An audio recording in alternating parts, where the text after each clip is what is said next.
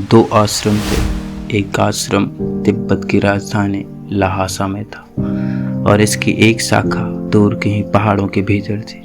वह लामा जो इस आश्रम का प्रधान था बूढ़ा हो रहा था और वह चाहता था कि प्रमुख आश्रम से उसका उत्तराधिकारी बनने के लिए किसी को वहां भेजा जाए। उसने एक संदेश भेजा। एक लामा वहां गया। एक सप्ताह का पैदल मार्ग था। उसने प्रधान से कहा, हमारे गुरु बहुत बीमार हैं, वृद्ध हैं और इस बात की पूरी संभावना है कि अब वो बहुत दिनों तक नहीं जिएंगे। अपने मृत्यु से पूर्व वह चाहते हैं कि आप किसी सन्यासी को जो भली भांति प्रशिक्षित हो वहां भेज दें ताकि वह आश्रम का उत्तरदायित्व संभाल सके। प्रधान ने कहा, कल सुबह तुम सबको ले जाओ। उस नौजवान ने कहा, उन सबको ले जाओ मतलब? मैं केवल एक को लेने आया हूँ। उन सबको ले जाओ से आपका क्या मतलब? उसने कहा, तुम समझते नहीं, मैं 100 सन्यासियों को भेजूंगा। लेकिन उस नौजवान ने कहा, यह तो बहुत अधिक है, हम इतने सारे लोग का क्या करेंगे? हम गरीब हैं और हमारा आश्रम भी गरीब है। 100 सन्यासी हमारे ऊपर भार होंगे और मैं तो केवल एक को भेजने की प्रार्थना करने आया हूँ। प्रधान ने कहा, चिंता ना करो, केवल एक ही पहुंचेगा।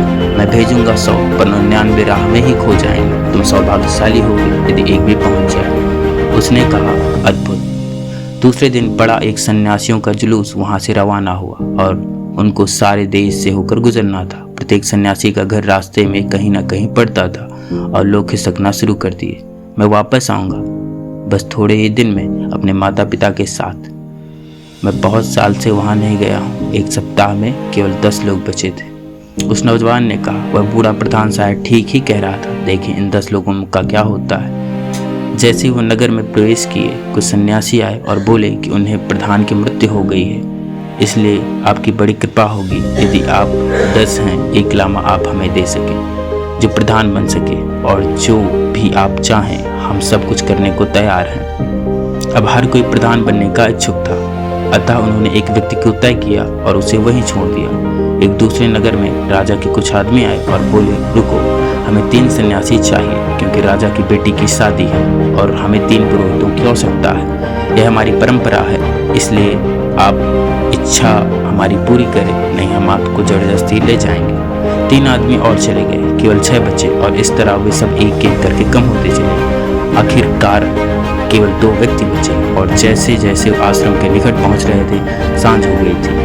एक जवान स्त्री राह पर उन्हें मिली। उसने कहा, आप लोग इतने करुणावान हैं, मैं यहाँ पहाड़ों पर रहती हूँ, मेरा घर यहीं पर है। मेरे पिता एक शिकारी हैं, मेरी माँ की मृत्यु हो चुकी है और मेरे पिता बाहर गए हुए हैं। उन्होंने आज लौटने का वादा किया था पर वो अभी तक नहीं लौटे हैं और रात में अकेले रहने में बहुत भयभीत हूँ। बस एक सन्यासी केवल एक रात के लिए।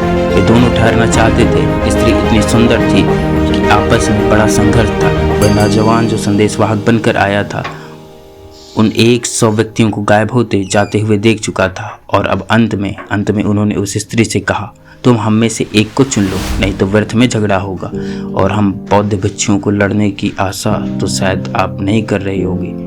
उसने कम आयु वाले सन्यासी को चुना जो कि सुंदर था। उसे लेकर घर के भीतर चली गई। दूसरे सन्यासी ने उस नौजवान से कहा, अब चलो, वह आदमी अब वापस नहीं आएगा, उसे भूल ही जाओ।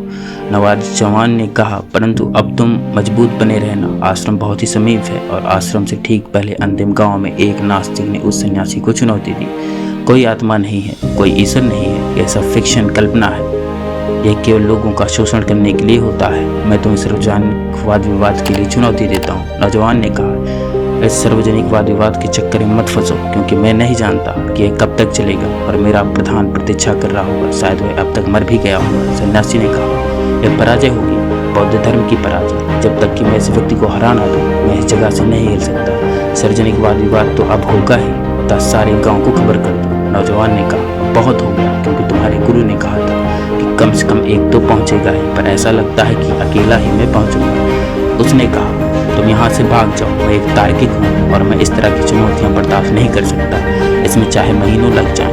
हम हर बात को विस्तार से चर्चा में करेंगे क्योंकि मैं जानता हूँ, मैं इस आदमी के बारे में मैंने सुन रखा है, वह भी बड़ा बौद्धिक बड़ा दार्शनिक व्यक्ति है। तुम जाओ और यदि वाद विवाद में मैं जीत जाऊँगा तो ठीक है, यदि मैं हार जाता हूँ तो मुझे इसका शिष्य बनना पड़ेगा, मेरी प्रतीक्षा ना करना। उसने कहा, ये तो बहुत हो गया। वह आश्रम पहुंचा। बूढ़ा प्रधान प्रतीक्षा कर रहा था। उसने कहा, तुम आ गए, तुम मेरे उत्तराधिकारी हो।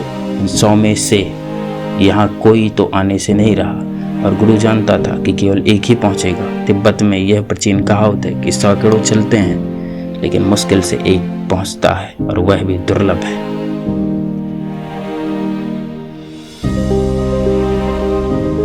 इसलिए बहुत कंपटीशन है। सब लोग किसी ना किसी मुसीबत में बीच राह में ही पहुंच जाते हैं और अपनी मंजिल तक नहीं पहुंच पाते हैं। यदि आपको हमारी कहानी अच्छी लगी हो तो इसे लाइक करें, शेयर करें और हमारे चैनल को सब्सक्राइब करें। Thanks for watching meaningful fact.